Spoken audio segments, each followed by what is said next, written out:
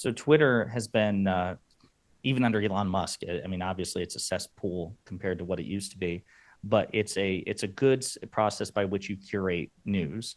So I'm a one man show for better or worse, and probably for worse. Like I probably stand to be a lot better, but like I do my own research. I don't write scripts, so everything you see is in one take, and so it may be in literally one take, or I have 10 false starts and it drags out. So sometimes my work day is super short. Sometimes it's like 12 hours, depending on how with it I am. So I have to be as efficient with my time as possible with respect to research.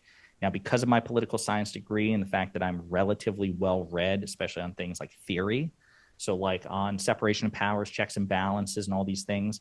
So it's really about collecting a relevant news story by which to frame the broader argument. So um, I follow certain accounts, Aaron Rupar, ACYN, Midas Touch, Ron Filipowski. I follow Mediaite is a good one too, because I'm not a journalist. That's the other thing. A journalist, I think, in many ways have a much harder job because they're actually creating the news. I just offer analysis and political commentary from a political perspective.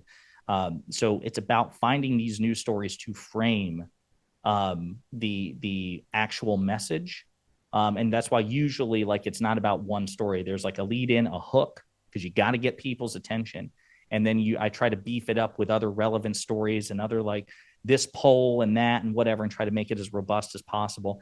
And then I keep it all. I favorite it. I use bookmarks and Twitter, so that way if I'm like, man, what was that one clip?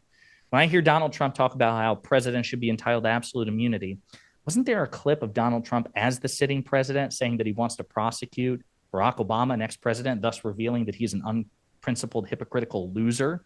And isn't that my Trump card? So then I go back into my bookmarks, I find it, and I make sure I plug it in. So yeah, Yeah. and also I read a lot of books. So Rachel Bidikofer put out a book recently called "Hit 'Em Where It Hurts." Ari Berman just put out a book called Minority Rule. I've been reading that about how our institutions are very anti-majoritarian here in the United States.